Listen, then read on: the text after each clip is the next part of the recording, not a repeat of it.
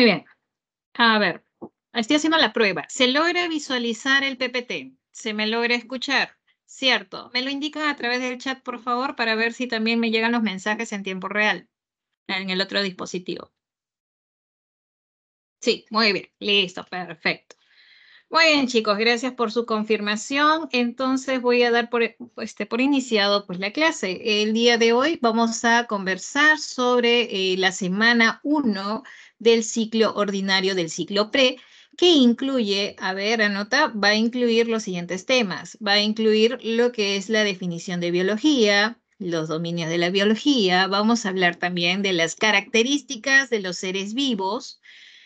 También vamos a hablar de los elementos que forman parte de la materia viva, que son los bioelementos. También vamos a hablar de los niveles de organización de la materia viva y finalmente acabaremos la clase con los principios inmediatos de tipo inorgánico y orgánico. Muy bien. ¿Cómo vamos a trabajar estas 2 horitas académicas, chicos? Yo voy a, pues, desarrollar la clase con ayuda de este PPT y en paralelo, si hubiese alguna duda, chicos, por favor, a través del chat, que yo estoy atenta con mi otro dispositivo. Estoy atenta a los comentarios que ustedes hagan, las dudas que hagan de la explicación, ¿no? Traten en lo posible lanzar las preguntas en el momento que se está desarrollando la clase o de repente un punto para poder abordarlo en ese momento. Muy bien. Evitemos estar activando los audios para no interrumpir, ¿no?, la clase. Entonces, comenzaremos, chicos. Vamos a comenzar con este primer punto que corresponde, pues, a la definición de la biología. Muy bien. ¿Qué es la biología?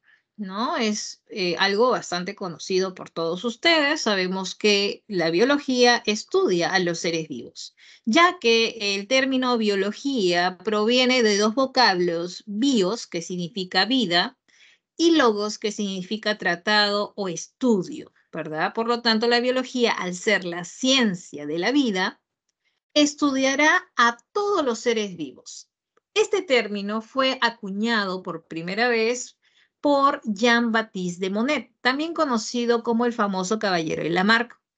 Entonces, si tú te imaginas que la biología comprende o se relaciona con todos los seres vivos, ¿no? Estudia toda la vida, dime qué formas vivientes conoces. Tú me puedes decir, profesora, y puedes participar en el chat en ese momento que te lanzo preguntas. Me puedes decir, profesora, yo sé que los seres vivos implican plantas, animales, tal vez por ahí me dices, profesora, bacterias, o de repente por ahí me dices, profesora, protozoarios, y sí.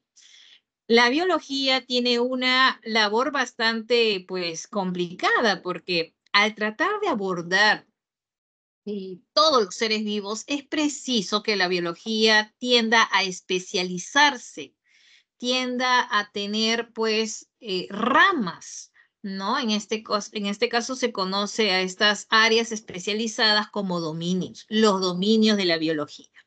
Y para poder estudiar a todos los seres vivos, chicos, es preciso justamente eh, la ayuda de otras ciencias, ¿no? ¿Qué otras ciencias conocemos, por ejemplo, que estén ayudando a la biología? Tenemos, por ejemplo, a la química, a la física, no sé, las matemáticas, ¿no? Y así hay varias ciencias que van a estar ayudando, ¿no? Justamente a la biología en el estudio de la vida. Muy bien, por ejemplo, ¿no? Y si gustas, vamos anotando porque yo voy a continuación definir cada uno de estos dominios de la biología. Muy bien, entonces vamos comenzando con ese primer dominio. A ver, comencemos mejor por lo más sencillo, ¿te parece? Vamos a comenzar por lo más sencillo, que conozcas. A ver, chicos, dime cuál de todos estos dominios conoces y que me puedas decir su definición. Por ejemplo, a ver. La zoología. Todo el mundo conoce la zoología. ¿Qué estudia la zoología?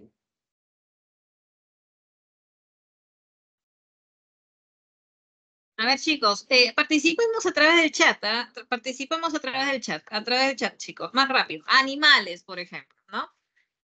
Por ejemplo, botánica. ¿Qué estudia? Y anota. Anota, ya. Comenzamos. Voy a poner check por acá. Vamos a comenzar a poner check. A ver, voy a ver si tú puedes visualizar mi pizarrita y vas a ver que voy a comenzar a definir.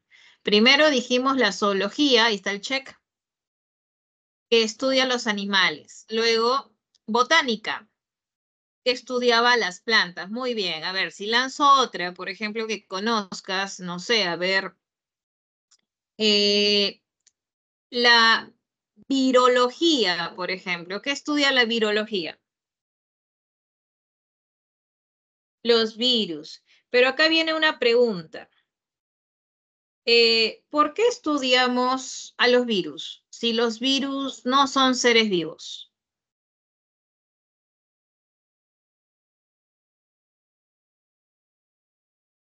¿Por qué crees que estudiamos a los virus?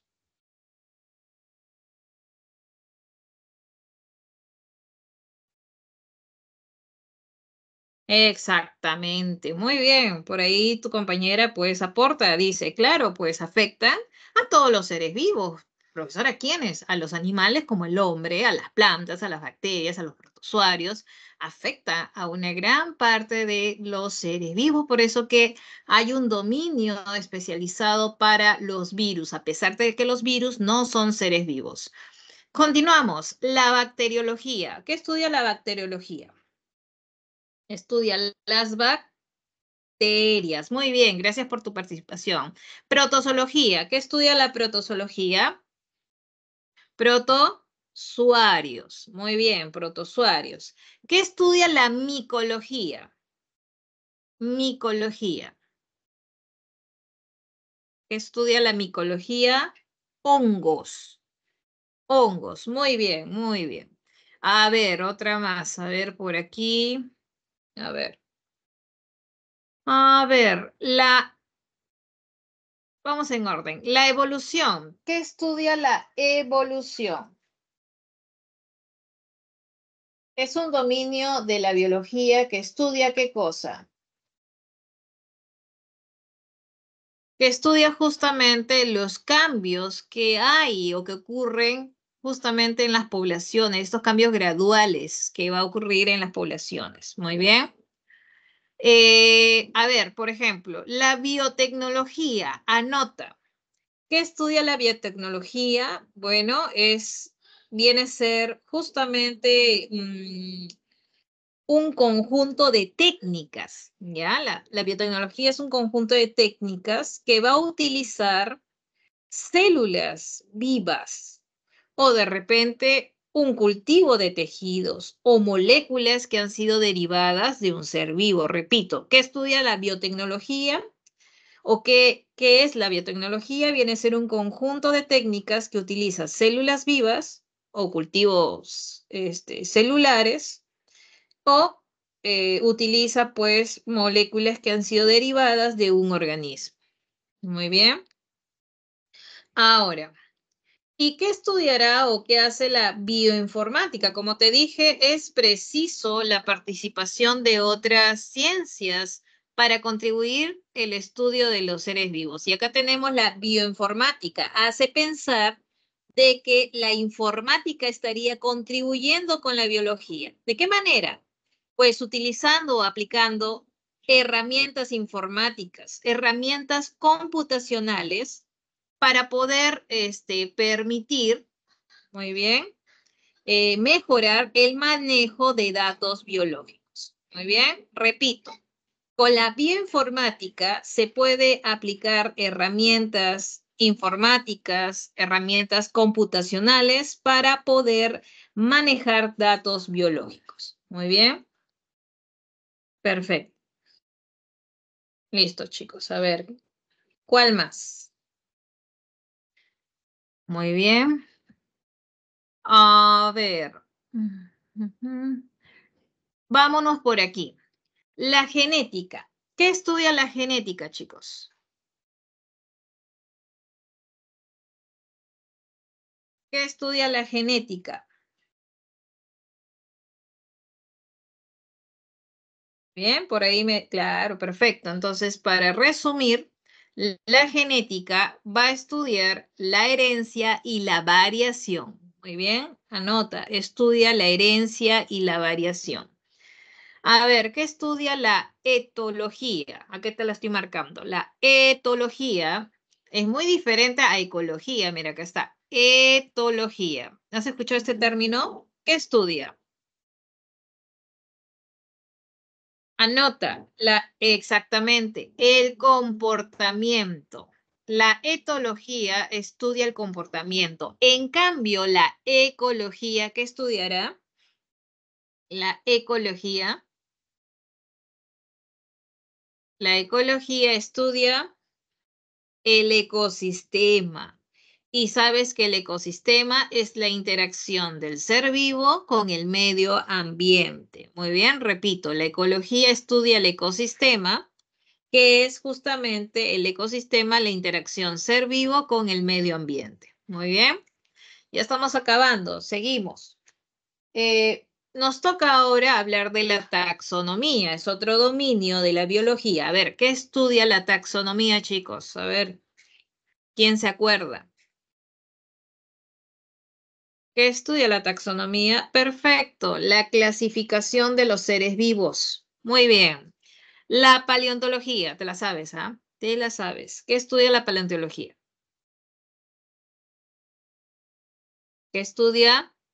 Los restos fósiles. Muy bien, claro, estudia los restos fósiles. La histología, ¿qué estudia la histología? Y por ende, debes saber qué estudia la biología celular. La biología celular, células. Y por lo tanto, la histología estudia tejidos. Muy bien. Histología, tejidos. Biología celular o citología estudia células. Muy bien. Luego tenemos a la bioquímica y a la biofísica. Como te dije, era necesario la participación de otras ciencias para el estudio de la vida. Y un caso es la biofísica. ¿Qué va a estudiar la biofísica? A ver, recordando un poquito los temas desarrollados en física, chicos. ¿Qué estudias en física cuando llega a física? ¿Estudias qué cosa? Los mecanismos de transporte, ¿no? Lo que es las relaciones energéticas, ¿cierto? Entonces, eso llévalo a la vida.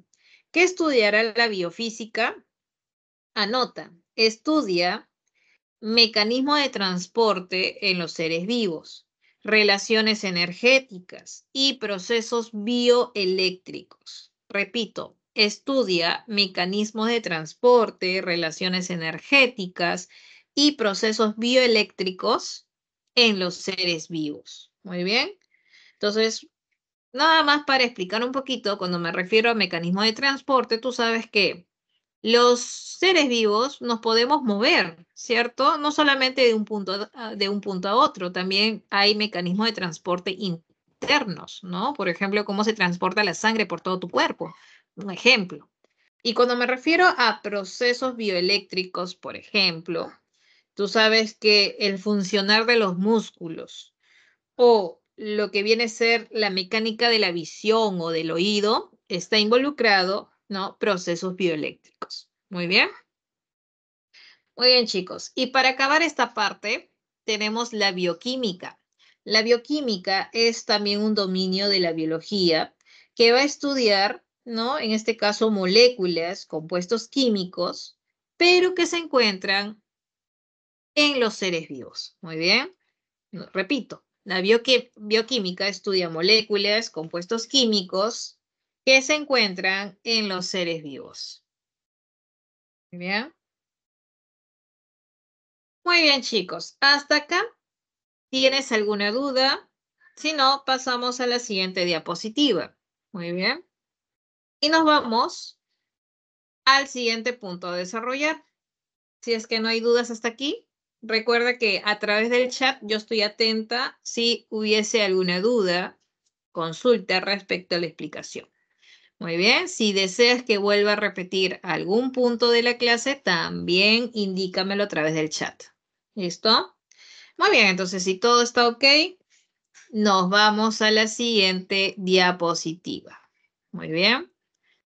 En la siguiente diapositiva, vamos a hablar a continuación de las diversas características que presentan los seres vivos. Son características que es común a todos los seres vivos. Significa que todos los seres vivos van a presentar estas características que te estoy mencionando o te estoy presentando en la diapositiva. Por ejemplo, cuando hablamos del movimiento, todos los seres vivos presentarán movimiento. Muy bien. Esto es, a ver, voy a agrandarlo un poquito. Así. Entonces, esto es, por ejemplo, el movimiento. El movimiento, lo voy a anotar por aquí, a ver, en azulito, por acá. No solamente implica, como te decía, desplazarse de un punto a otro. También el movimiento implica, pues, mecanismos internos, ¿no? En el ser vivo, ¿no? Entonces puedo poner acá mecanismos de transporte internos. Porque si yo te pregunto acerca de las plantas, por ejemplo, las plantas son seres vivos y las plantas como ser vivo van a presentar movimiento. Claro, no se van a poder desplazar de un punto a otro, pero dentro de ella pues hay todo un mecanismo de transporte para de repente trasladar, no sé, la savia bruta, la savia elaborada, ¿no? Y también sabemos que las plantas también tienen un crecimiento dirigido hacia la luz, entonces todo eso hace parte, ¿no? De esta característica propia de los seres vivos. Muy bien. Con respecto a la irritabilidad y la coordinación, muy bien. La irritabilidad y la coordinación implica a continuación. Te hago la pregunta. Dime, ¿tú eres un ser irritable? Me vas respondiendo por el chat.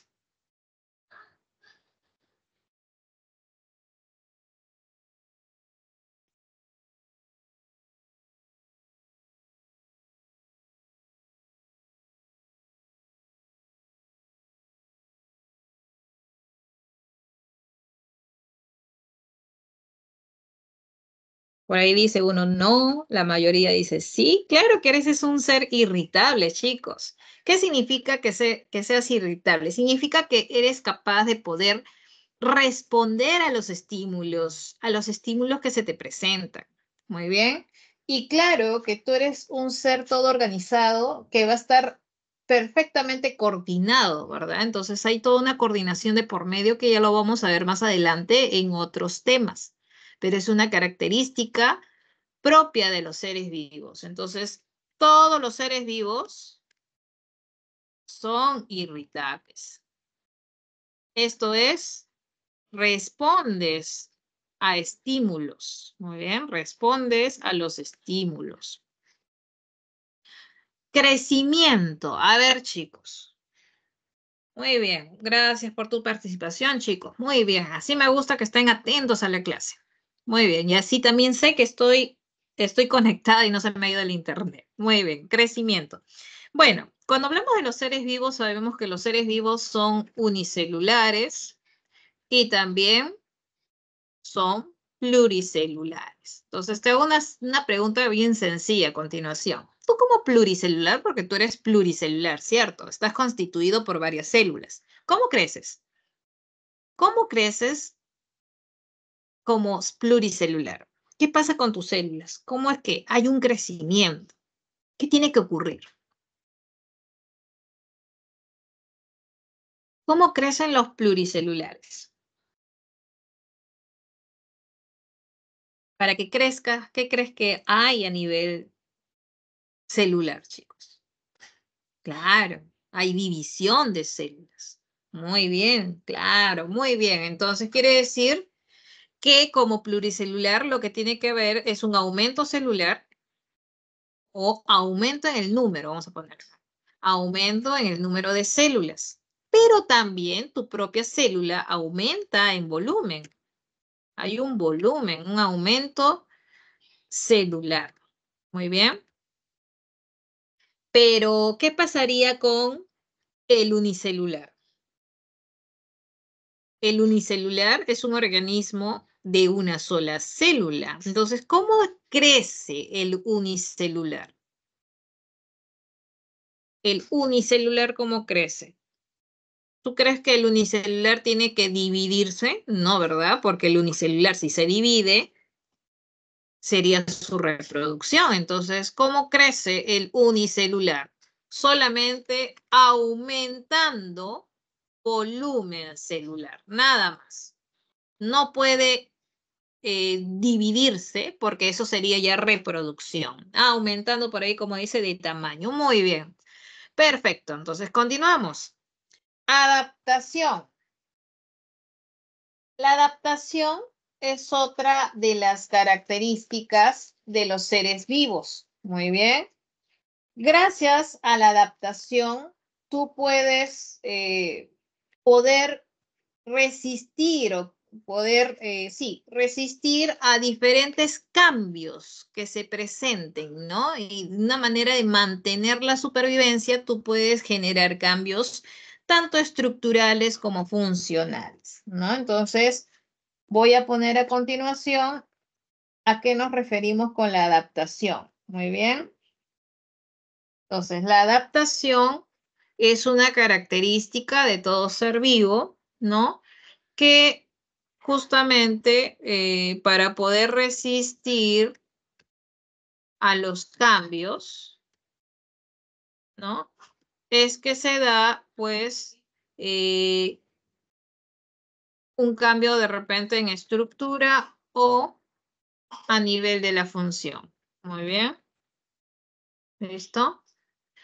Reproducción es otra característica que presentan los seres vivos, pero sabemos que existen dos tipos de reproducción, ¿no? ¿Cuáles son esos dos tipos de reproducción? Esos dos tipos de reproducción son la reproducción sexual y la reproducción asexual. Y acá viene una pregunta importante. Tú, por ejemplo, los seres humanos, nosotros, ¿tenemos una reproducción de qué tipo? ¿Sexual o asexual? Sabemos que es sexual. ¿Por qué, chicos? ¿Por qué nosotros, por ejemplo, tenemos reproducción sexual? Nos debe dar una ventaja, ¿no crees? ¿Por qué tenemos reproducción sexual? Bueno, sabemos que en la reproducción sexual, pues ya, está bien. Se necesitan los gamitos, ya, eso sabemos, ¿no? Gamito de papá, gamito de mamá. ¿Pero por qué? No necesariamente, a ver, ahí está, por ahí ya vi la respuesta. Muy bien, te lo explico. El hecho que tengamos una reproducción sexual, por ejemplo, papá y mamá tuvieron sus hijos. Uno de esos hijos eres tú. Y tú también tienes hermanos, ¿cierto? Te pregunto, ¿tus hermanos son idénticos a ti o son parecidos? Claro, claro, con la excepción si tuvieras un gemelo es una cosa excepcional, pero estamos hablando de manera general, tus hermanos son similares pero no idénticos, ¿cierto? Parecidos, claro. Igual, entre todos nosotros hay como que diferencias.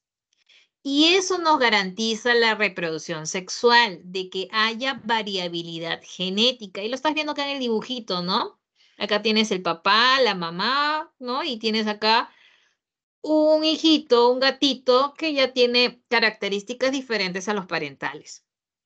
En cambio, en la reproducción asexual, los descendientes del progenitor son totalmente idénticos. Esto es, se generan clones del progenitor. Eso es la reproducción asexual. Por eso que nosotros tenemos reproducción sexual para poder generar variabilidad genética. Muy bien. Y eso lo vamos a ver todavía más adelante, chicos, no te preocupes. Esto es simplemente algo introductorio. Muy bien. Nos vamos ahora con el metabolismo, ¿no? Tú sabes que las reacciones metabólicas en el organismo incluyen las reacciones anabólicas y las reacciones catabólicas, que son importantes para el mantenimiento de la vida. Por ejemplo, ¿a qué me refiero con una reacción anabólica o anabolismo? Lo tienes muy bien representado En la imagen, aquí te lo estoy detallando, muy bien, acá está, dice anabolismo. Y con esta imagen te das una idea de qué implica. Una reacción anabólica implica que partiendo de moléculas simples o sencillas, estas moléculas se pueden ir juntando, uniendo para formar una molécula mucho más compleja.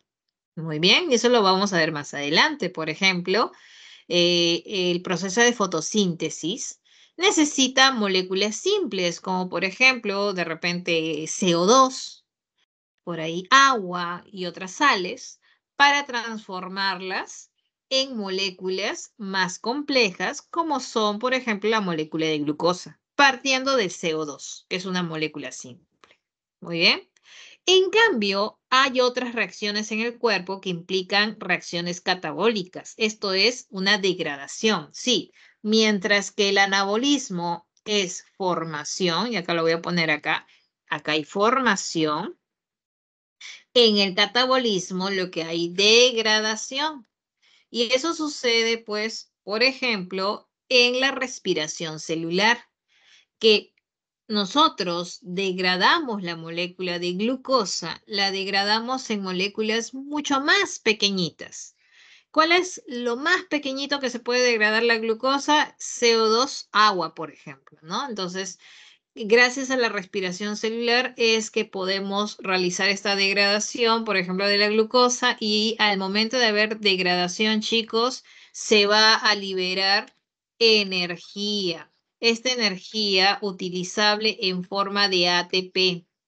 En cambio, en el proceso de formación se va a requiere energía, ¿verdad? Entonces, muchas veces decimos, ¿no? Por ejemplo, si en el examen te pregunta, ¿el anabolismo es endergónico o exergónico? Entonces, endergónico porque requiere energía. En cambio, el catabolismo, como libera, es exorgónico, ¿no? Entonces, va a liberar energía en forma de ATP. Muy bien. Listo, chicos. Yo estoy atenta al chat. Si hay dudas hasta aquí o hay algo que se quiera volver a repetir, me lo indicas. Profesora, por favor, repite esta parte. Yo estoy atenta. Muy bien, chicos. ¿Listo? Continuamos. La homeostasis es otra característica que justamente se relaciona con ese equilibrio orgánico del ser vivo. Muy bien. Entonces, tú sabes que Ajá, ahorita repito esa parte, chicos. Entonces, homeostasis implica, pues, de que nuestro cuerpo se esté regulando de manera que haya un equilibrio constante, ¿no? Si de repente, no sé, hace mucho calor, de manera de que tu cuerpo no almacene demasiado calor, comienzas a sudar, de una manera de poder contrarrestar la temperatura y mantener una temperatura corporal ideal, ¿no? Entonces, tu cuerpo tiene mecanismo para regularse y mantener el equilibrio. Muy bien. Entonces, con respecto al metabolismo, por allí me dicen, profesora, por favor repita, no hay problema. Entonces, recuerda que en nuestro cuerpo existen reacciones que permiten tanto las reacciones de formación como de degradación. Por ejemplo, si tu cuerpo necesita formar moléculas complejas, así como imagínate los bloques, ¿no? Tienes piecitas y si lo vas juntando o apilando, formas algo más complejo, más elaborado. Este proceso de formación se llama anabolismo y parte de moléculas simples para formar moléculas complejas. Obviamente, para que se dé esa unión se necesita energía en forma de ATP. En cambio, el proceso de catabolismo implica lo contrario. Partiendo de moléculas complejas, que generalmente nosotros ingerimos esa molécula compleja, por un proceso de degradación lo vamos a transformar en moléculas más sencillas. Obviamente, pues tiene que ver el rompimiento de enlaces químicos que permita la liberación de energía en forma de ATP. Muy bien, quiere decir que catabolismo y anabolismo son reacciones, pues, complementarias inversas, ¿no? ¿Listo? Y finalmente, chicos, espero haber resuelto tu duda y nos vamos a la última característica, que tiene que ver con la organización específica. Muy bien. En esta organización específica, recuerda que todo ser vivo es un todo organizado en niveles, que lo vamos a ver en la siguiente diapositiva. Muy bien, ¿cuál es esta organización que menciona? A ver, ¿cuáles son los niveles de organización de la materia viva? Voy a la otra diapositiva. Si vas a hacer captura de pantalla, lo haces en este momento para pasar a la siguiente.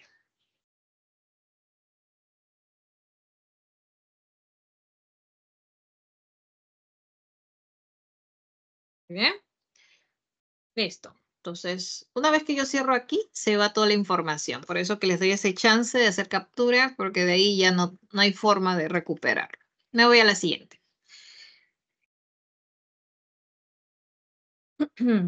Aquí vamos a abordar lo que es la organización de todo ser vivo. ¿Cómo está organizado un ser vivo? Bueno, está organizado por niveles, ¿no? Y si tú tienes tu material a la mano, vas a ver también el material un mapa conceptual donde se te muestra cuáles son los niveles. Tenemos el nivel subcelular, es el primer nivel. Luego sigue el nivel celular, el tisular, el organológico, sistémico, individual, población, comunidad, ecosistema, ecosfera y biosfera. Muy bien. Entonces, retrocedo. Vamos a abordar o explicar cada uno. Muy bien.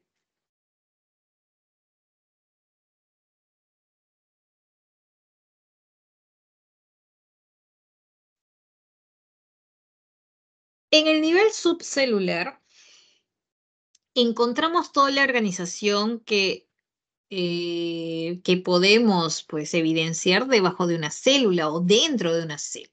Tú sabes que al interior de la célula también tiene que haber toda una organización para que pueda ser viable los siguientes niveles. Muy bien.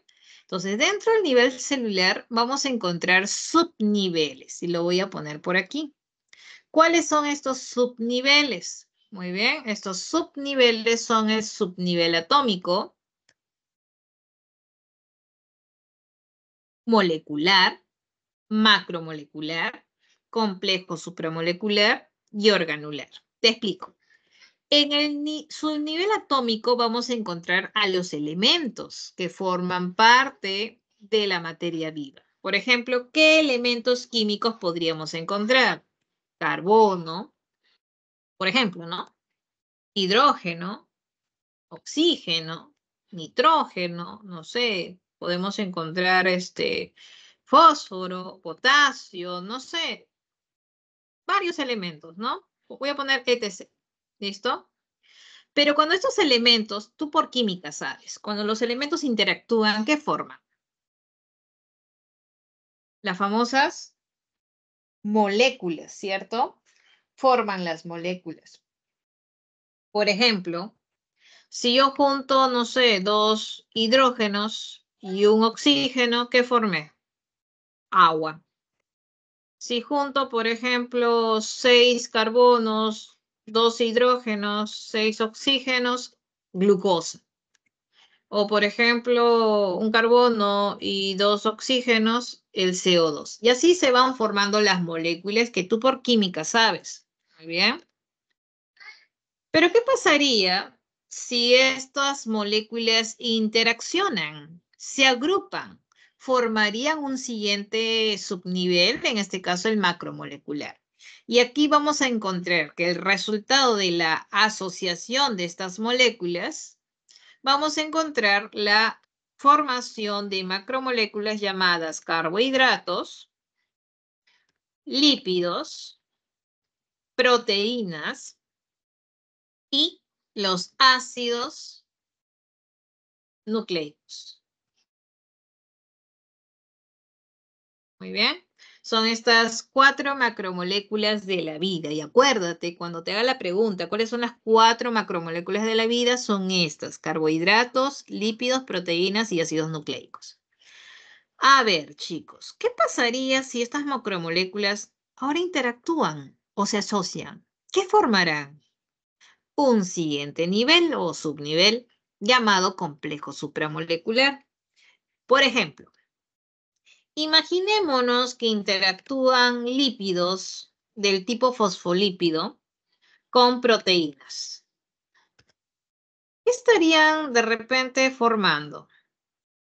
Un ejemplo muy conocido del resultado de esta interacción es la membrana plasmática, por ejemplo, ¿no? Sí, esas son las macromoléculas, ¿no? Son las las cuatro principales macromoléculas, las más conocidas, ¿ya? Y de la cual parte todo. Muy bien.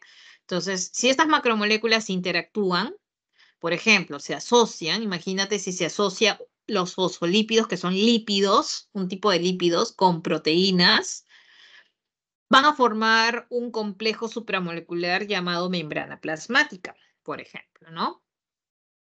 O de repente, por ahí, a ver, puedo, no sé, interacciona un ácido nucleico del tipo ARN, vamos a ver, del tipo ARN, que interacciona con proteínas. El resultado de esa interacción formará a los ribosomas, por ejemplo, ¿no? O de repente, no sé, puedo poner acá otro ácido nucleico, pero en este caso del tipo ADN, que interaccione con un tipo de proteínas llamadas histonas, puede generar a los cromosomas. Por mencionar ejemplos, chicos. Ya, esos son complejos supramoleculares. Muy bien. ¿Y qué pasaría si estos complejos supramoleculares interaccionan? De repente acá tengo membrana plasmática, por ahí tengo, no sé, ribosomas y así voy formando a las organelas. Las organelas ya son un siguiente nivel de complejidad dentro de este nivel subcelular. Y aquí vamos a mencionar, por ejemplo, entre las organelas conocidas, las mitocondrias. A ver, ¿qué otra organela puedo mencionar? El lisosoma, por ejemplo. No sé, el cloroplasto, entre otros. Voy a poner acá etc. Muy bien. Listo. Y si estas organelas interactúan, porque tú sabes que en una célula hay varias organelas, entonces nos vamos a un siguiente nivel. Hacemos captura de pantalla para pasar a la siguiente diapositiva. Esto es el nivel subcelular y te das cuenta que por debajo de la célula hay toda una organización que va desde los elementos químicos hasta los orgánulos. Muy bien. ¿Hasta aquí tenemos alguna duda? ¿Todo está claro? Haces captura de pantalla y nos vamos a la siguiente diapositiva.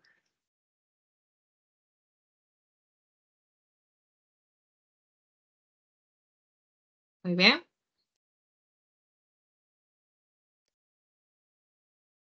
En el nivel celular tenemos a la célula. Muy bien. En la célula, tú sabes que la célula viene a ser la unidad, tanto en estructura y función de la materia viva. Muy bien. Esa es la célula. La célula es la unidad funcional y estructural de todo ser vivo.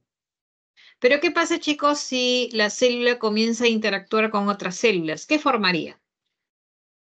¿Estamos ahí, chicos? A ver, si las células interactúan, ¿qué forman? ¿Cuál es el siguiente nivel? Tejidos. Pero acuérdate, los tejidos no solamente es un conjunto de células, no solamente es un conjunto de células, sino que van a cumplir una determinada función. Eso es lo importante, que las células van a estar de una manera asociadas, integradas para cumplir una función determinada. Muy bien. Y si, por ejemplo, a ver, pongo, por ejemplo, si hablamos de los tejidos animales son, ¿no? A continuación, cuatro. ¿Cuáles son los tejidos animales más importantes? Son el tejido epitelial, el tejido conectivo, muscular y finalmente el tejido nervioso, ¿no? Son los 4 tejidos importantes, ¿no? De los animales. Y si estos tejidos, por ejemplo, por mencionar un ejemplo, interaccionan, por ejemplo, tienes acá un tejido epitelial que se asocia con el conectivo y muscular y obviamente el nervioso, van a formar un siguiente nivel que corresponde pues a los órganos, ¿no? De esta manera se van a formar pues el hígado, el corazón, entre otros órganos conocidos. Y si los órganos se comienzan a asociar para cumplir una determinada función, ¿no? Por ejemplo, estamos hablando, no sé, del corazón que se asocia con el otro órgano, con los vasos sanguíneos y así, van a formar ya un sistema. Muy bien. Entonces, cuando hablamos del sistema, alrededor de 13 sistemas tiene el ser humano, ¿no? Entre los que podemos mencionar algunos, el sistema digestivo, circulatorio, reproductor, ¿no? Entre otros, va justamente a integrarse, a asociarse para formar finalmente el individuo, que es el resultado justamente de la interacción de estos sistemas. Muy bien. Y de esta manera se forma este individuo, ¿no? Resultado de esta interacción de todos estos sistemas que ya te acabo de mencionar. Y si el individuo necesita, pues, interactuar con otros seres vivos, claro está, de su misma especie, en un determinado lugar y tiempo o espacio y tiempo, estamos hablando de población. Recuerda que la población o la definición de población implica el conjunto de individuos de la misma especie en un determinado espacio-tiempo. Y finalmente, un siguiente nivel es la comunidad. ¿Y es el resultado de qué? De la asociación o conjunto de poblaciones. Es un conjunto de poblaciones, muy bien, que están también en un determinado lugar o espacio y tiempo. Muy bien. Y finalmente, ¿qué es el ecosistema? Es algo que ya te he mencionado hace un ratito. A ver, chicos, si te acuerdas, ¿qué era el ecosistema? ¿Estamos ahí, chicos? ¿Están ahí? ¿Qué es el ecosistema?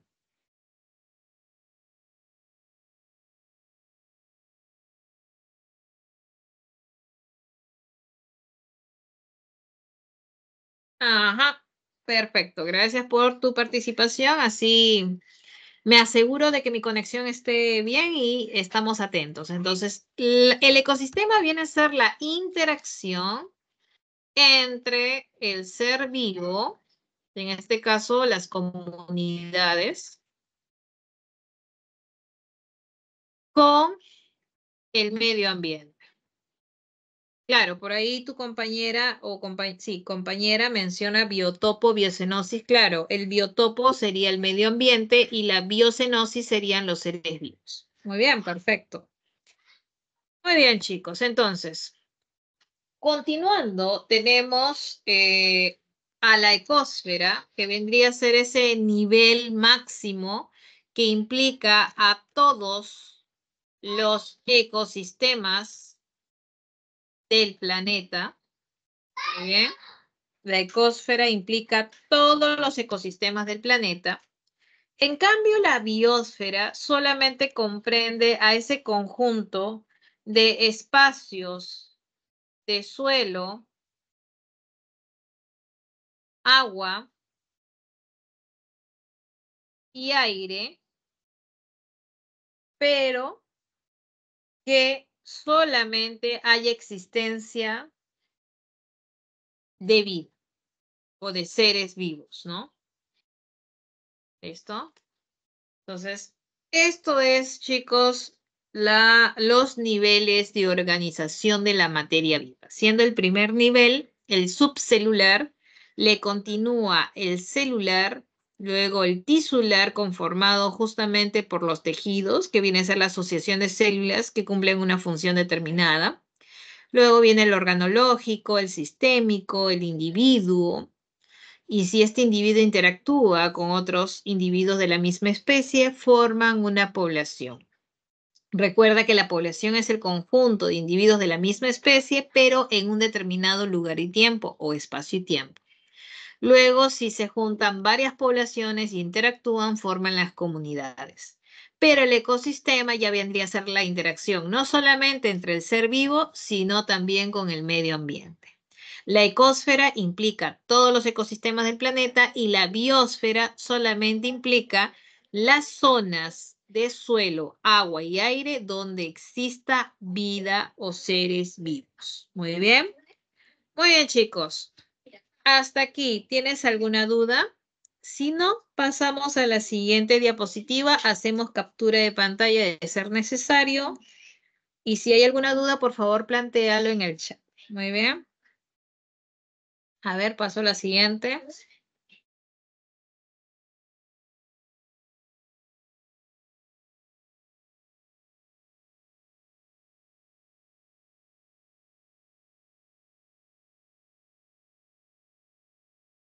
Claro, que te decía, por ejemplo, la diferencia está en que la ecosfera, acuérdate, la ecosfera implica a todos los ecosistemas del planeta, a todos los ecosistemas. Y si hablamos de todos los ecosistemas, no solamente implica, o sea, ecosistema, como te decía, es ser vivo con su medio ambiente, ¿no?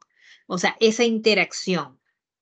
En cambio, la biosfera solamente implica el lugar donde hay vida, eso implica nada más. O sea, los espacios de agua, suelo o aire donde ves seres vivos solamente comprende esos espacios. En cambio, en la ecosfera abarca a todo el planeta.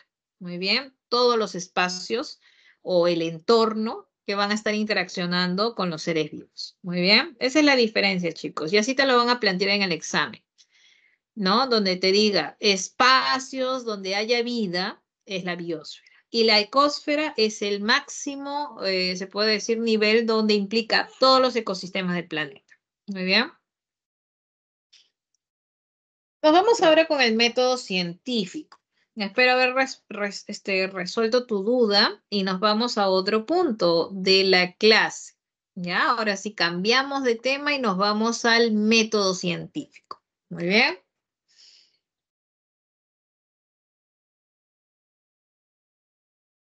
El método científico, chicos, es una buena manera de recopilar información, de poder comprobar ideas. Un científico utiliza el método científico para poder hallar respuestas a las interrogantes que puedan surgir cuando observa la naturaleza. Claro está que cuando un científico quiere realizar un trabajo, debe ser pues planificado, debe ser ordenado para poder buscar la solución, ¿no? A partir, claro, de conocimientos que existan, ¿no? Y poder obtener resultados. Es por eso que decimos que el método científico presenta pasos generales o etapas que deben ser, pues, propuestas de manera ordenada. ¿Y cuáles son estos pasos generales? Te lo estoy presentando en la diapositiva. Muy bien. ¿Cuáles son estos pasos? El primer paso del método científico es la observación. ¿Y qué implica la observación? ¿Qué crees que implique la observación? ¿Simplemente observar? ¿O qué crees que hay en la observación? ¿Qué debes considerar en este primer paso?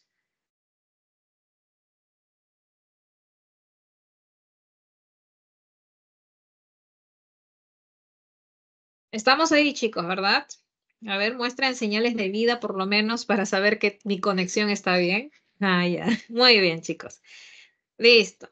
Claro, la observación es justamente, entre comillas, pues plantear eh, lo que estás observando de manera objetiva. Esto es, tú crees que tu opinión, tus sentimientos, tus emociones debe influir en lo que se observa. Obviamente, no. Por ejemplo, si tú quieres estudiar, no sé, el comportamiento agresivo de una serpiente, obviamente no vas a poner en tus observaciones ese sentimiento, esa emoción de repente, o ese sentimiento de miedo a la serpiente. Obviamente, la observación debe ser objetiva y evitar, ¿no?, que sea subjetiva. Muy bien. Entonces, la observación de un científico, además de ser exacta, también puedes tú de repente eh, tener evidencia de esa observación. ¿Cómo así? Pues de repente puedes hacer toma de fotografía o de repente puedes hacer una película o de repente un registro escrito en tu bitácora, ¿no? Tienes que tener alguna forma de registrar tus observaciones. ¿Listo? Ahora, luego, claro, muy bien, de ahí, dado que tú has estado observando el fenómeno de la naturaleza, te van a surgir interrogantes, dudas, ¿no? Puede ser una, dos, tres o muchas preguntas, una serie de cuestiones. Entonces, como, como tienes varias interrogantes del fenómeno de la naturaleza que estás observando, vas a tener que formular preguntas. Muy bien. Y entonces, lo que se viene muy bien, decía ahí tu compañera, ¿no? Compañero, viene la hipótesis, que vendría a ser la posible respuesta a una interrogante. Y lo voy a anotar por acá, ¿ya? ¿Cuáles son los puntos más resaltantes de lo que estamos hablando? Recuerda que la observación debe ser objetiva, tiene que haber un registro de lo que estás observando y la hipótesis vendría a ser la posible respuesta a una interrogante, a una o varias interrogantes. Muy bien. Entonces, si te dice que debe ser una respuesta, tiene que ser planteada en afirmativo, no como pregunta. La hipótesis no se plantea como pregunta. Tiene que plantearse como una respuesta afirmativa. Profesora, pero ¿por qué tengo que afirmar algo que todavía no sé? Por eso mismo, porque las hipótesis luego van a pasar una validación. Quiere decir, a través de la experimentación se prueba la hipótesis. Quiere decir que el experimento vendría a ser la prueba científica de la hipótesis. Muy bien. Entonces, aquí el científico tiene que diseñar un experimento, muy bien, de tal manera que pueda, pues, obtener resultados. Muchas veces hay experimentos de todo tipo, ¿no? Hay unos, por ejemplo, donde debes considerar dos grupos, un grupo control y un grupo experimental, ¿no? Un grupo experimental. Por ejemplo, imaginémonos que tú como científico quieras probar una determinada sustancia, ¿no? La famosa sustancia X, de repente, ¿no? Y tú crees que la sustancia X está relacionada con la, no sé, con la obesidad. Entonces, es necesario que consideres un grupo control porque a este grupo control no le suministras, no le vas a dar, no le das la sustancia que vas a probar, la famosa sustancia X.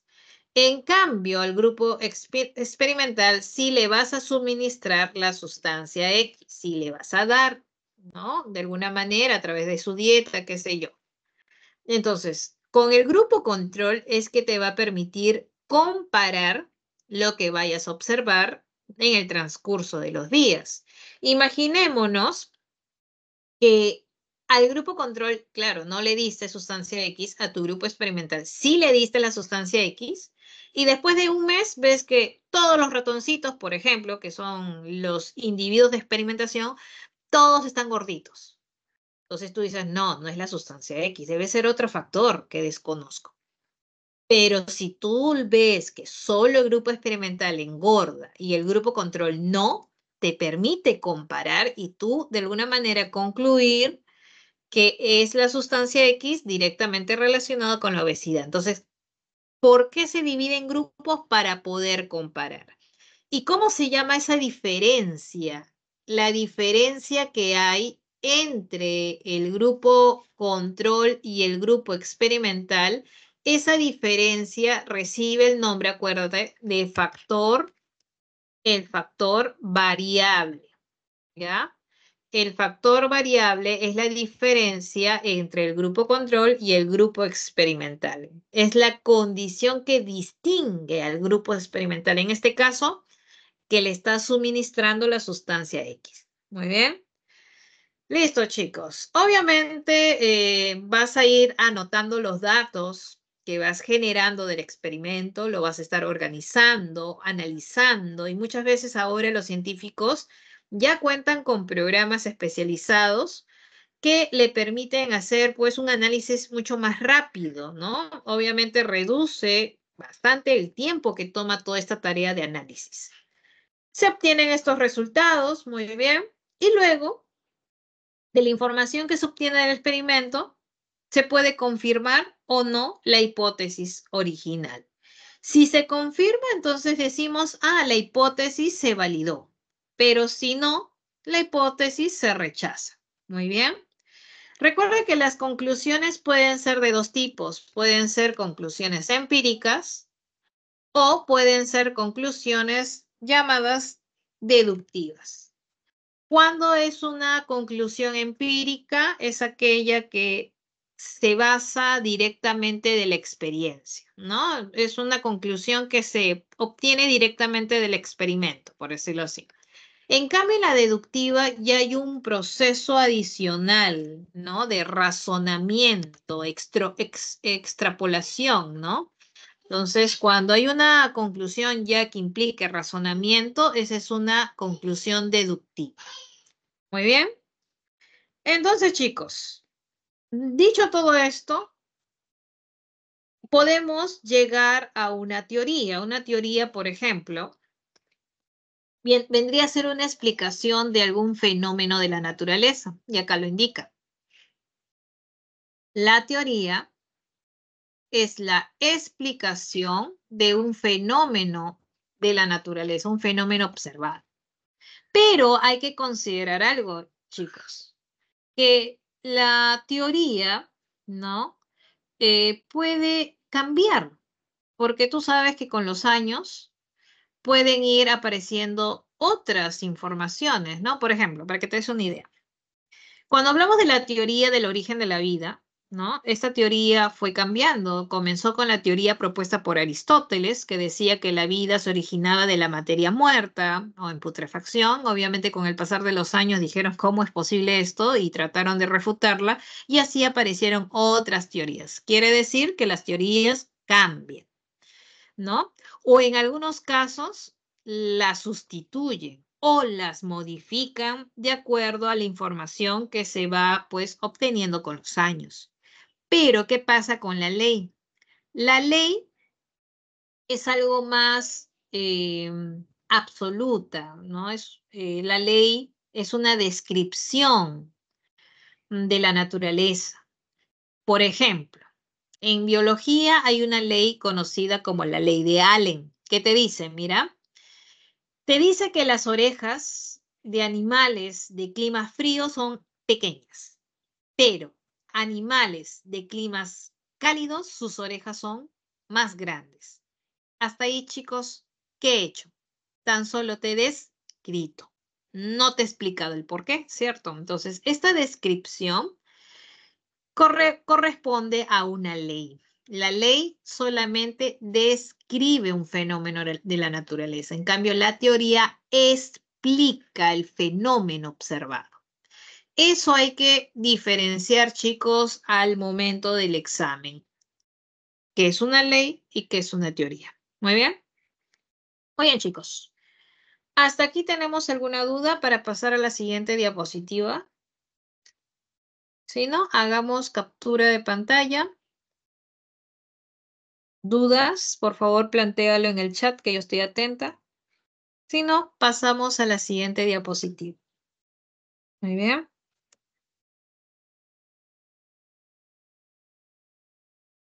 Diferencia entre la 4 y 5. ¿A qué te refieres? ¿Resultados y conclusiones?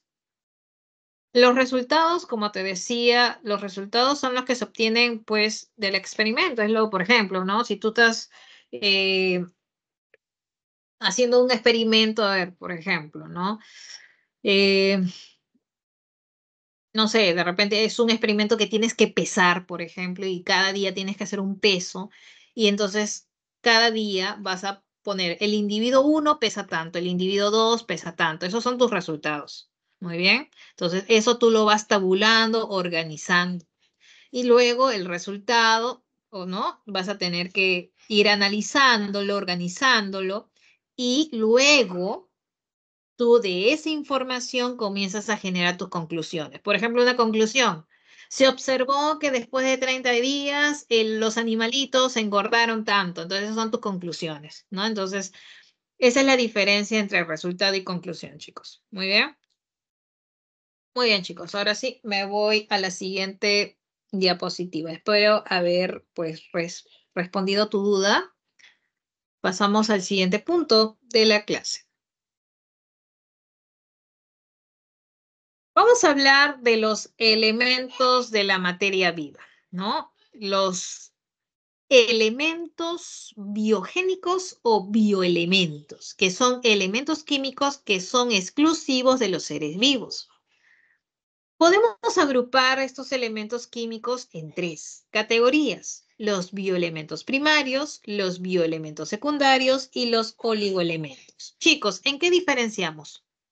¿Por qué existen tres categorías? ¿En qué se basa esta clasificación? Se basa en la abundancia, ¿no? Bajo ese criterio es que se da esta clasificación. Muy bien. La abundancia quiere decir que los más abundantes van a ser los bioelementos primarios, ya que están más del 90%.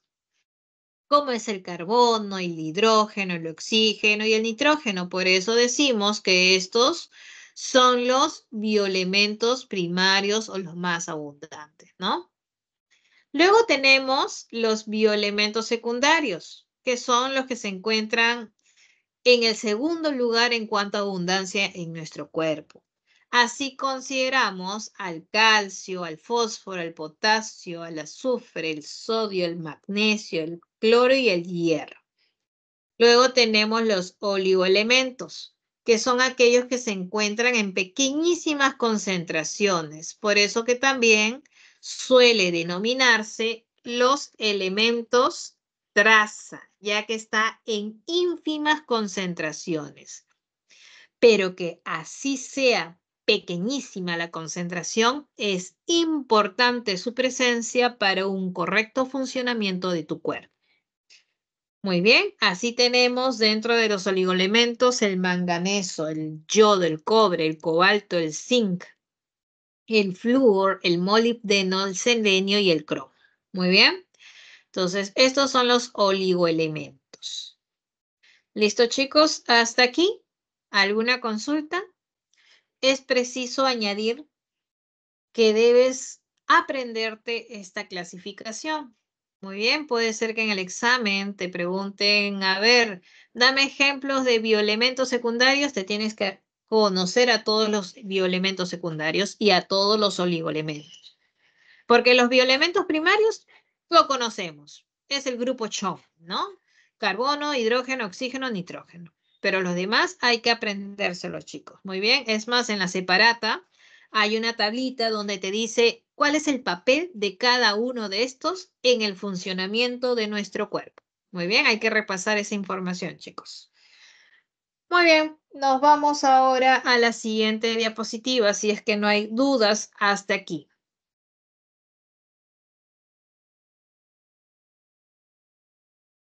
Muy bien. Claro, la clasificación, como te digo por aquí, la clasificación toma un criterio. ¿Cuál es el criterio? El criterio de abundancia. Muy bien. Es el criterio de abundancia, no de importancia, sino de abundancia, porque te decía, por ejemplo, tú dices, ah, el manganeso es un oligoelemento. Está en pequeña concentración, por lo tanto no es importante, pero es importante. Así está en pequeñísimas concentraciones, es vital para tu cuerpo. Muy bien. Entonces, el criterio de clasificación tiene que ver por la abundancia. Muy bien. Siguiente diapositiva. Si es que ya no hay más dudas, nos vamos a la siguiente diapositiva. Muy bien. Cierro por aquí, me voy a la otra diapositiva que tiene que ver con los principios inmediatos. A ver, te explico, retrocedo por aquí y te cuento que los bioelementos, ¿no? Cuando interaccionan estos bioelementos, interacción de bioelementos, entendiéndose como bioelementos a los elementos que forman parte de la materia viva, van a formar unos complejos, eh, unas, unas moléculas complejas, ¿no? Unas moléculas complejas que van a ser denominadas principios inmediatos, ¿ya? Para que te ubiques en qué estamos, ¿no? Estas moléculas complejas son los principios inmediatos. Por ejemplo, ¿no? Para que te des una idea. ¿Qué pasaría si interacciona el carbono, el hidrógeno y el oxígeno? Si interaccionan estos tres, podrían formar azúcares, por ejemplo, ¿no? ¿O qué pasaría si interacciona el carbono, el hidrógeno, el oxígeno, el nitrógeno, ¿no? O el fósforo también pueden formar ácidos nucleicos, ¿no? Entonces, ese resultado de la interacción va a generar estas moléculas complejas denominadas principios inmediatos. Y los principios inmediatos son de dos tipos. ¿Cuáles son esos dos tipos? Son los principios inmediatos inorgánicos y los principios inmediatos orgánicos. Muy bien. Entonces son de dos tipos estos principios. Los inorgánicos y los orgánicos. Muy bien. Y de estos vamos a hablar a continuación. Muy bien. Y con esto cerramos la clase del día de hoy. Vamos a hablar de estos principios inmediatos. A ver, cambio de diapositiva y me voy a hablar de los principios inorgánicos, entonces. Acá está. ¿Qué ejemplos de principios inmediatos inorgánicos conocemos? Por ejemplo, el agua. El agua es el resultado de la interacción de qué bioelementos. ¿Cuáles son los bioelementos que están interaccionando? El hidrógeno y el oxígeno, ¿no? En este caso son dos hidrógenos y un oxígeno. Entonces, la interacción de estos bioelementos generan este principio inmediato llamado agua. Sabemos que el agua es una molécula muy importante porque puede desempeñar muchas funciones importantes para la vida. Por ejemplo, el que seas solvente universal, ya que disuelve un gran número de moléculas, como son, por ejemplo, sales y azúcares. Muy bien. También decimos que tiene su función mecánica amortiguadora debido a que el agua, por ejemplo, presente en la rodilla, esta llamada líquido sinovial, evita que friccione o choquen los huesos y por ende no haya dolor. Entonces es importante para la mecánica amortiguadora. El que sea medio de transporte de sustancias, claro, porque a través del agua puede circular, por ejemplo, sales, puede circular carbohidratos, entre otros, ¿no?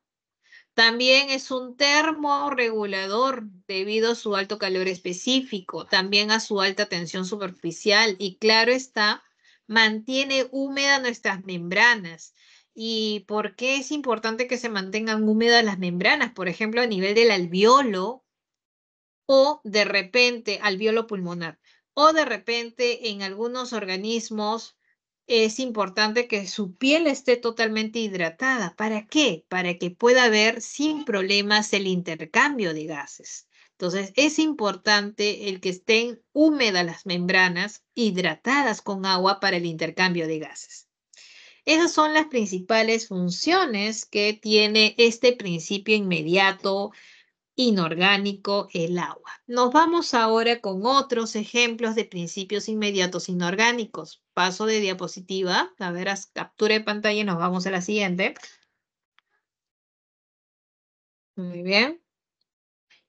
El otro principio inmediato inorgánico son las sales minerales. Las sales minerales son importantes porque pueden estar disueltas en modo de iones, cationes, aniones, ¿no? Si estuvieran disueltas, ¿no? En forma de iones, contribuyen a la contracción molecular, perdón, contracción muscular, a la transmisión del impulso nervioso, al mantenimiento de nuestro equilibrio osmótico. Pero también sabemos que las sales minerales pueden estar en una forma sólida, formando estructuras, por ejemplo, en nuestros dientes o de repente en la concha de algunos moluscos. Muy bien. Por otro lado, el oxígeno también es un principio inmediato inorgánico importante porque sabemos que para nosotros, los seres vivos aeróbicos, es importante para la respiración, ya que es el aceptor final de protones en la cadena respiratoria, que lo vamos a ver más adelante en la semana 5. Muy bien, hasta aquí acuérdate, porque te lo voy a volver a preguntar.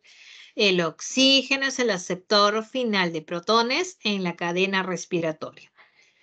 El CO2, o también conocido como dióxido de carbono o anhídrido carbónico, sabemos que es un gas que es liberado por los animales, resultado de su respiración celular, pero que también es un gas importante para las plantas durante la fotosíntesis, porque este gas al ingresar es utilizado como fuente de carbono para la producción de moléculas orgánicas como glucosa.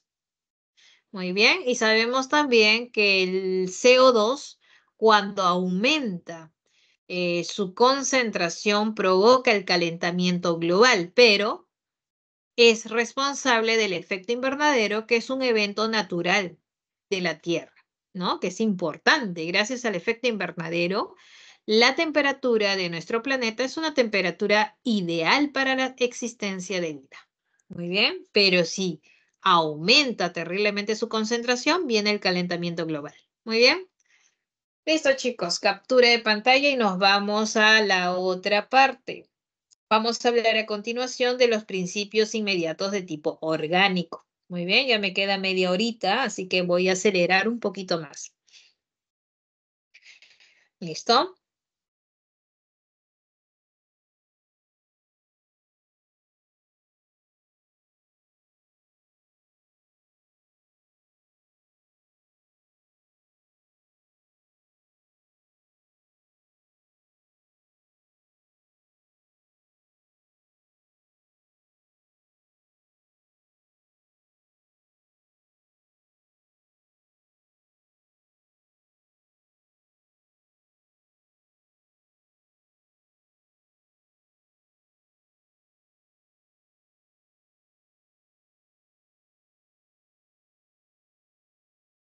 Listo.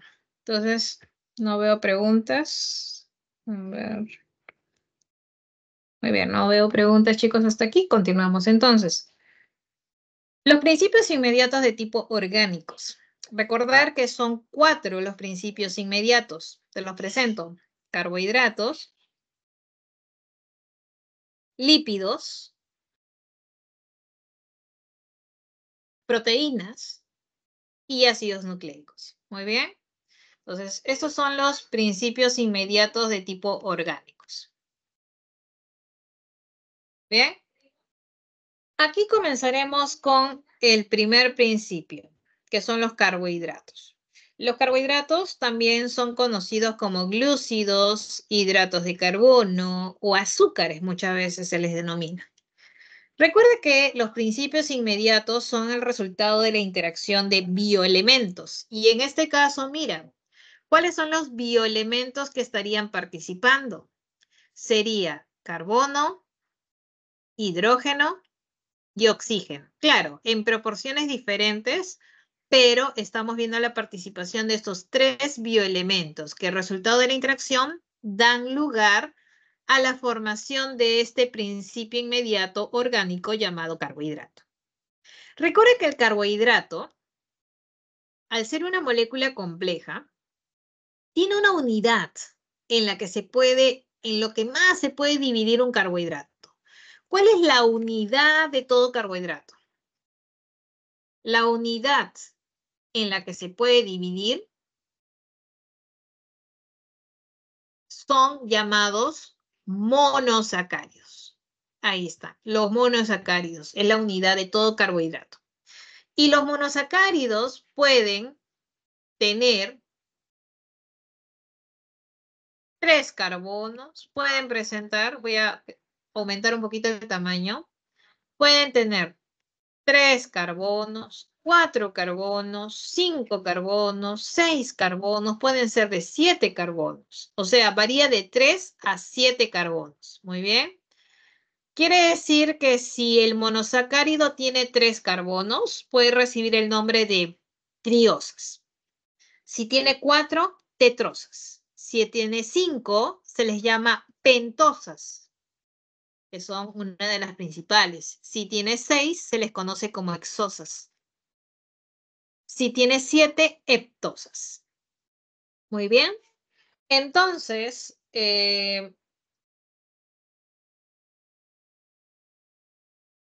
las pentosas más conocidas aquí están listadas en esta parte de la diapositiva. Tenemos a la ribosa, tenemos a la desoxirribosa, luego tenemos a la ribulosa. Son las principales pentosas, muy bien conocidas. Y si gustas, puedes hacer el conteo de cuántas moléculas, o mejor dicho, cuántas unidades de carbono tienen para que sean clasificadas como pentosas. En cambio, las hexosas van a presentar 6 carbonos y acá tenemos a continuación las más conocidas, fructuosa, galactosa y glucosa. Muy bien, ahí apréndete la conformación que tienen cada una de ellas porque de repente puede venir en el examen. Muy bien. Listo, chicos. Entonces, recuerda que la unidad más pequeña en la que se puede dividir un carbohidrato es el monosacárido. ¿Y qué pasa si el monosacárido se une a otro monosacárido? Tiene que establecerse un tipo de enlace. ¿Cómo se llamará este enlace que se establece entre monosacárido y monosacárido? A ver, vamos haciendo captura de pantalla y paso a la siguiente diapositiva con esta pregunta. Muy bien, voy pasando a la siguiente diapositiva. A ver, ¿cómo se llama el enlace que se establece entre monosacárido y monosacárido? A ver, hacemos captura de pantalla. A ver, ¿será el peptídico? Fosfodiéster. A ver, ¿cómo se llama el enlace, chicos? Casi está cerca, está cerca. Se llama el enlace glucosídico. Muy bien. Glucosídico. Y te das cuenta que es el enlace que se establece entre monosacárido y monosacárido. Por ejemplo, aquí, el peptídico lo vamos a ver luego, que es para proteínas, ¿no? Entonces, el fosfodiéster también lo vamos a ver luego, que es de ácidos nucleicos. Por eso te digo, estaba cerca, pero cuando se trata de carbohidratos, es el glucosídico, ¿no? Y entre monosacárido y monosacárido se establece el enlace glucosídico. Y si hay 2 monosacáridos juntos, este carbohidrato recibe el nombre de disacárido. Muy bien. Entonces acá tenemos, por ejemplo, la conformación de la glucosa que se une a una fructosa. Y el resultado de la unión de estos dos monosacáridos resulta en un disacárido llamado sacarosa. Por lo tanto, chicos, es importante que te aprendas estos ejemplos que te estoy marcando a continuación en verde. Tienes que saber de dónde se obtiene la sacarosa. ¿Cómo se obtiene la sacarosa? Es el resultado de la unión de glucosa más fructosa. ¿Cómo se obtiene la lactosa? Es el resultado de la unión de glucosa más galactosa. ¿Cómo se obtiene la maltosa? Es la unión de glucosa más glucosa. Muy bien. Repito. La sacarosa, glucosa más fructosa. Lactosa, glucosa más galactosa. Maltosa, glucosa más glucosa. Muy bien, chicos. Entonces, esos son los principales disacáridos y por lo tanto es importante que te lo aprendas. Muy bien. Nos vamos a la siguiente diapositiva. Haz captura de pantalla. Paso a la siguiente. Una siguiente clasificación podría ser los oligosacáridos, que son carbohidratos de con algunos monosacáridos. Pero a continuación me voy de frente a otra clasificación que le sigue después de oligosacárido, continúa el polisacárido. El polisacárido ya es un carbohidrato más complejo porque va a presentar ya más de 10 monosacáridos. Un polisacárido es un carbohidrato que contiene más de 10 monosacáridos. Muy bien. Entonces, estos polisacáridos son insolubles en agua, no tienen sabor dulce y los polisacáridos podemos clasificarlos bajo este criterio. Puede ser clasificado bajo un criterio de energía energética o de acuerdo a su función estructural. ¿Qué quiere decir esto? ¿Qué quiere decir que sea clasificado bajo su función energética? O sea, aquellos que te dan o te brindan energía cuando se consumen. O sea, te da energía. Te brinda energía.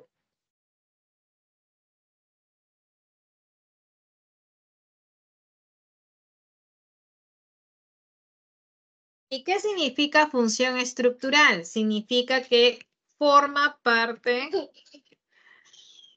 de estructuras. Muy bien. A ver, chicos, una pregunta. ¿Cuál de estos tienen origen vegetal y cuáles de estos tienen origen animal?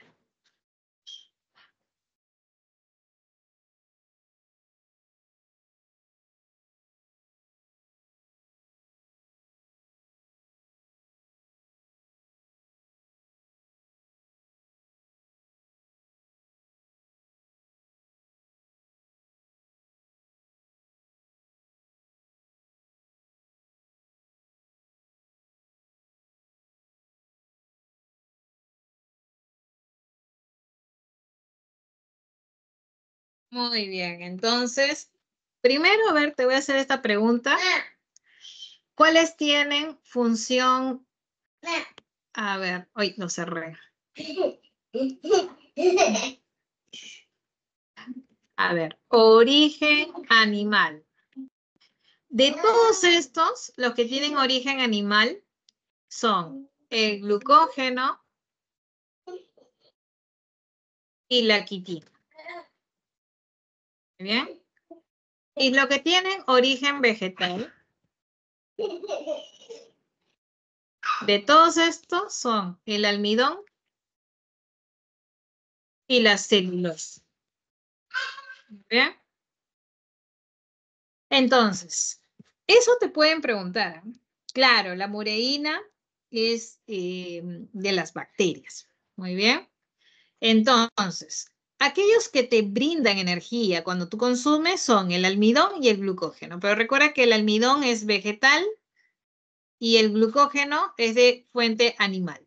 Muy bien. Función estructural significa que forma parte de estructuras. Por ejemplo, la celulosa se encuentra en la pared celular de las plantas. Es de origen vegetal. La quitina se encuentra en el exoesqueleto de artrópodos, por ejemplo, de insectos, ¿no? Esto es de origen animal. Y la mureína, como bien dijiste por ahí, es en bacterias. Muy bien, entonces estos son los principales polisacáridos. Recuerda que no tienen sabor dulce y debido a que son más complejos, son insolubles en agua. Muy bien.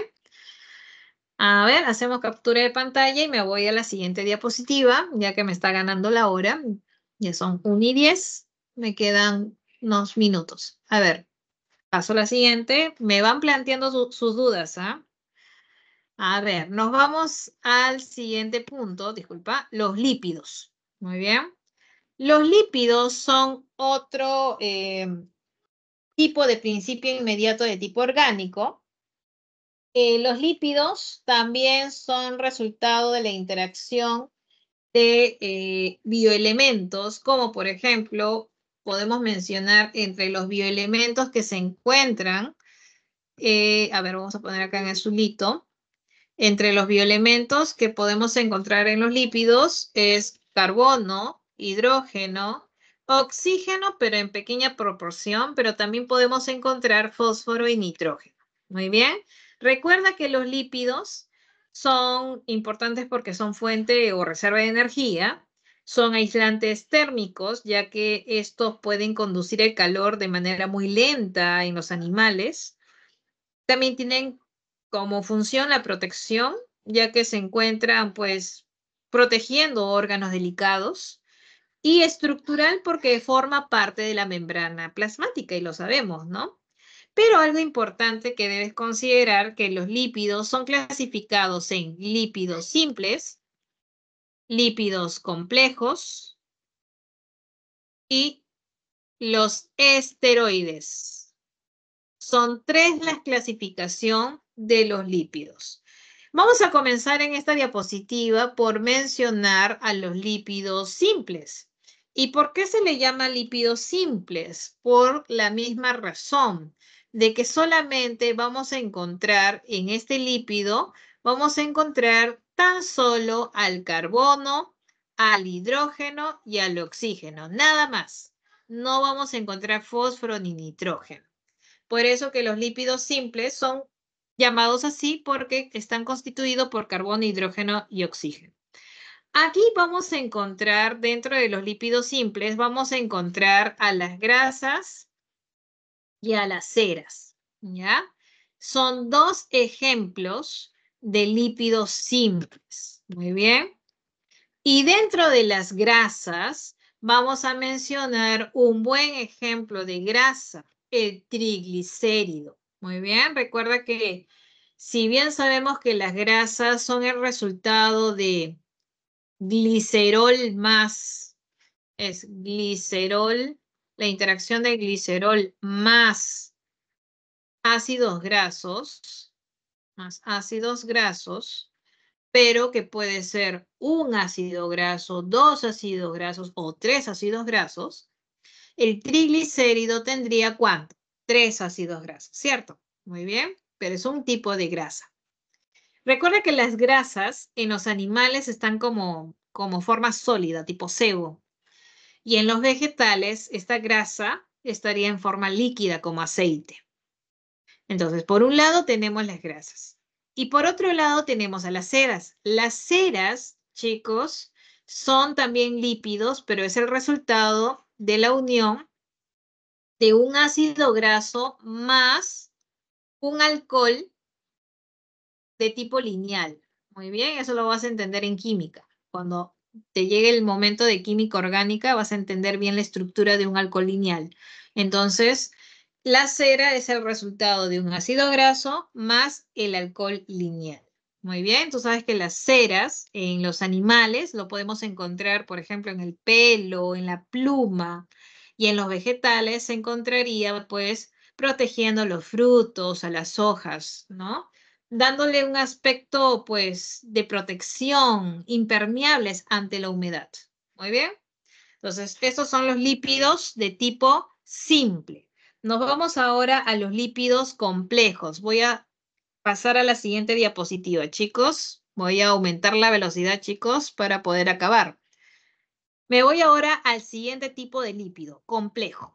Muy bien, y tenemos a continuación a los lípidos complejos. ¿Por qué se le llama complejo? Porque adicionalmente al carbono, al hidrógeno, al oxígeno, podríamos encontrar nitrógeno o podríamos encontrar fósforo o podríamos encontrar azufre o inclusive añadido un carbohidrato. Eso ya depende del lípido, ¿no? Entonces, en este caso, tenemos un ejemplo, el famoso fosfolípido, ¿no? Acá estamos viendo la estructura de un fosfolípido, donde podemos reconocer justamente esta cabeza hidrofílica y esta cola hidrofóbica, ¿no? Y estás viendo acá la presencia de esta bicapa lipídica, bicapa de fosfolípidos muy particular, ¿no? En la membrana plasmática. Esta es la estructura de la membrana plasmática. Y sí, la membrana plasmática presenta lípidos principalmente del tipo fosfolípido, que es un ejemplo de lípido complejo. Muy bien. Recuerda que en la cola hidrofóbica se encuentra justamente en la parte interna y no estaría en contacto con el agua o con el medio circundante. Por eso que son hidrofóbicas, porque no interacciona con el agua. En cambio, la cabeza es hidrofílica porque sí interacciona con el agua. Y finalmente los esteroides. Si te das cuenta, la estructura de un esteroide, y lo estamos viendo por acá, no se compara con la estructura de lípido complejo o de lípido simple. Quiere decir que la estructura es totalmente diferente, ¿no? Su estructura es totalmente diferente a las anteriores. Muy bien. Y ejemplo de esteroides tenemos a las hormonas sexuales. Tenemos también dentro de este grupo tenemos a la vitamina D. También podemos mencionar al colesterol dentro del grupo de los esteroides. Y también podemos a las sales y ácidos biliares. Muy bien. Entonces, esos son los ejemplos de esteroides. Muy bien, chicos, voy a pasar a la siguiente diapositiva. Espero que puedan hacer captura de pantalla. Muy bien. Vamos a la siguiente diapositiva. Perfecto. En la siguiente diapositiva tenemos al tercer principio inmediato orgánico, las proteínas. Recuerda que las proteínas van a interaccionar acá los siguientes bioelementos. Vamos a encontrar al carbono, al hidrógeno, al oxígeno, al nitrógeno y podría haber en algunas ocasiones fósforo o azufre, ¿no? Pero principalmente estos cuatro.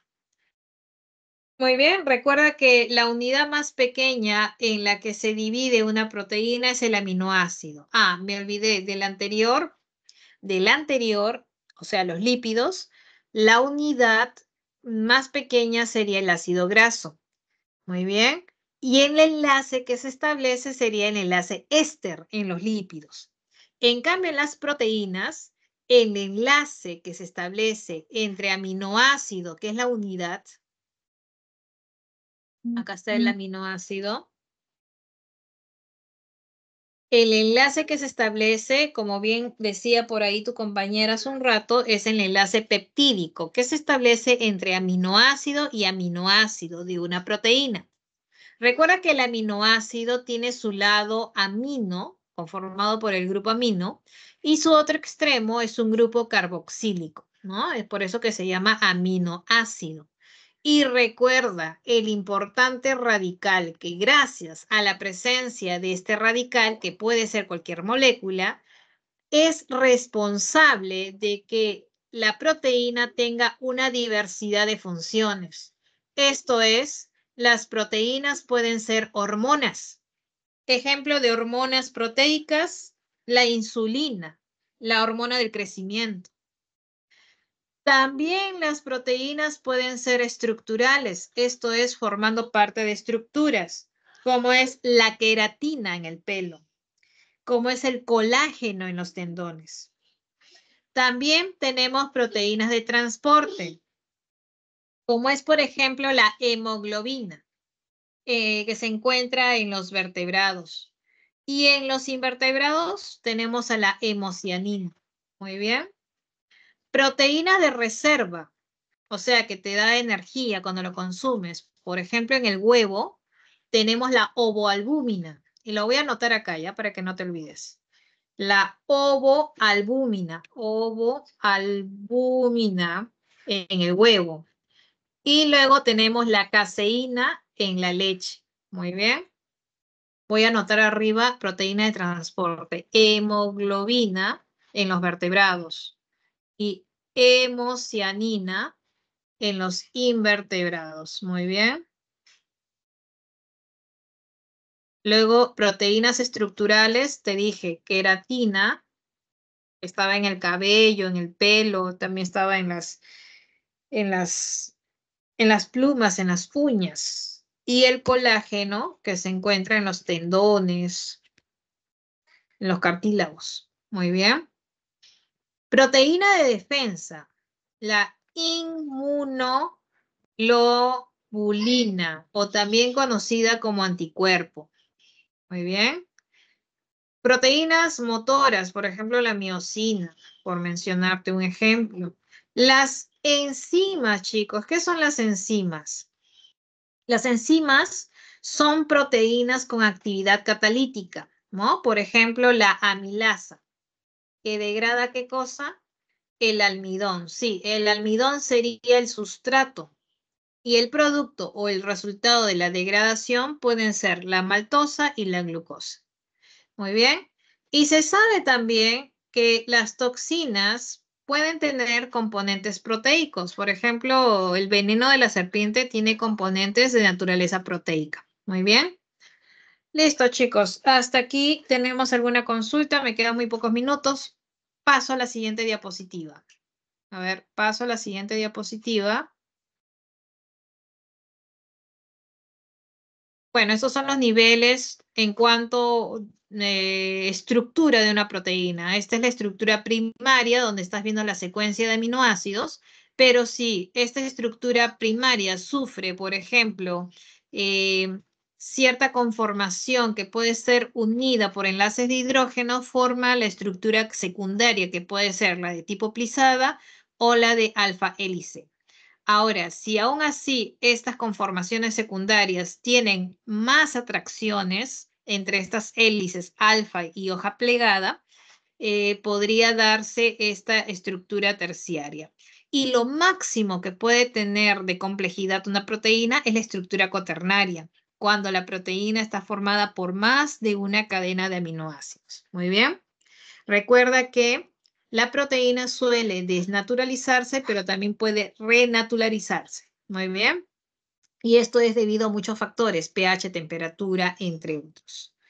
Muy bien, chicos, captura de pantalla y nos vamos a la siguiente diapositiva para ir ya al último punto, que es principio inmediato llamado ácido nucleico. Ahí está, los ácidos nucleicos. Recuerda que los ácidos nucleicos también son principios inmediatos. Esto es porque podemos encontrar en su estructura los siguientes bioelementos: carbono, hidrógeno, podemos encontrar oxígeno, nitrógeno, fósforo, ¿no? Son compuestos, como te dije, de gran importancia biológica, siendo la unidad más pequeña de un ácido nucleico el nucleótido. Recuerda que el nucleótido tiene tres partes. Mira por acá. Acá tenemos una primera parte que es el ácido fosfórico o grupo fosfato. El segundo componente es el azúcar de tipo pentosa. Recuerda que el azúcar o el carbohidrato aquí es de tipo pentosa. Quiere decir que presenta 5 carbonos. Muy bien. Y finalmente, la tercera parte corresponde a la base nitrogenada, que la base nitrogenada puede ser de dos tipos a su vez. Puede ser las purinas o pueden ser las pirimidinas. Recuerda que en el grupo de las purinas, a ver, voy a borrar acá. En el grupo de las purinas tenemos adenina y guanina. Muy bien. Y dentro de las pirimidinas tenemos citosina, timina y uracilo. ¿Cuáles son los dos tipos de ácidos nucleicos? Son el ADN y el ARN. ¿Hay diferencias? Claro. Primero podemos hablar del número de cadenas. El ARN es de una sola cadena, el ADN es de doble cadena. Muy bien. En cuanto a su azúcar, el azúcar ribosa está presente en el ARN. Muy bien. Y el azúcar desoxirribosa está presente en el ADN. Muy bien. En cuanto a sus bases nitrogenadas, el ADN presenta entre las, vamos a poner por acá. En el ADN vamos a encontrar, voy a cambiar de color, ¿ya? En el ADN encontramos adenina, timina, citosina y guanina. Pero en el ARN encontramos adenina, uracilo, citosina y guanina. ¿Ya? Esa es la diferencia. Quiere decir que el ARN no tiene timina y el ADN no tiene uracilo. Muy bien. Estamos viendo por aquí, con esto ya acabo, estamos viendo que el nucleótido, aquí tenemos el nucleótido y como te das cuenta porque está conformado por tres componentes, el grupo fosfato, el azúcar y la base nitrogenada. Por aquí tenemos otro nucleótido y por acá tenemos otro nucleótido. Y si te das cuenta, entre nucleótido y nucleótido se está estableciendo un enlace por acá. Este enlace, y acá lo ves más bonito, es el enlace fosfodiéster. Sí, es ese enlace que te permite unir nucleótido a nucleótido, pero te das cuenta que en la parte media, por acá, en la parte de aquí, las bases nitrogenadas se están encontrando, ¿cierto? Y sabemos que entre adenina y timina va a haber una complementariedad. Luego, entre citosina y guanina hay otra complementariedad. Y esto es gracias a la presencia de puentes de hidrógeno. Entre adenina y timina hay dos puentes de hidrógeno. Entre citosina y guanina vamos a encontrar 1, 2, 3 puentes de hidrógeno. Muy bien. Listo, chicos. Entonces, ahí en la separata hay justamente una pregunta que corresponde a los puentes de hidrógeno. Recuerda que entre citosina y guanina hay 3 puentes de hidrógeno. Adenina y timina van a haber 2 puentes de hidrógeno. Muy bien, chicos. Hacemos captura de pantalla para irme a la última diapositiva, que simplemente es un comparativo entre ADN y ARN. A ver, hacemos captura y pasamos a la siguiente. ¿No? Esta. Entonces, esta es la diferencia entre un ADN y un ARN. Como te dije, la diferencia principal es el número de cadenas. Luego tenemos la presencia de las bases, que en ARN hay citosina, guanina, adenina y uracilo, pero en el ADN no hay uracilo, sino timina. Y también la presencia del azúcar. Recuerda que en el ARN es la ribosa y en el ADN la desoxirribosa. Muy bien, recuerda que los tipos de ARN son 3. Mensajero, que es el que directamente se obtiene del ADN, el ARN de transferencia que interviene en la formación de proteínas y el ARN ribosómico que forma parte del ribosoma. Muy bien, chicos. A continuación vamos a dictarte las claves, dado que, a ver, te voy a dictar las claves. A ver, la primera pregunta. A ver, chicos, te voy a dictar las claves. Igual lo voy a compartir a través del chat. 1, B de bueno. 2, A de avión. 3, C de casa. 4, C de casa. 5, A de avión. 6, D de dado. 7, la clave está en la A de avión. 8, la clave está en la E. 9, la clave está en la A. 10, la clave está en la C. 11, la D. 12, la clave está en la E de enano. 13, la clave E. 14, la clave está en la C. Y finalmente la 15, la clave está en la D de dado. Muy bien. Voy a copiar estas claves en el chat. Muy bien. No te preocupes.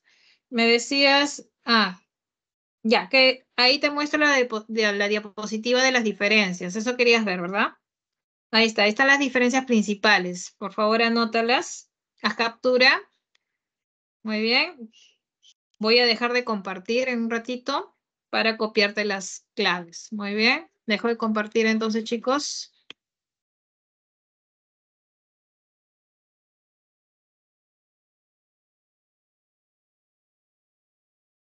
Ahí están las claves, chicos. Muy bien, chicos. Ahí te he compartido, por favor, anótalas. Recuerda si tienes alguna duda adicional de repente que durante el desarrollo de la separata te surgen preguntas, recuerda que tienes la opción de consultas académicas donde se te va a poder absolver muchas dudas que vayas a tener durante tu repaso. Muy bien, chicos. Hasta aquí, ¿alguna duda, consulta? Ya me queda un minuto, si no me equivoco.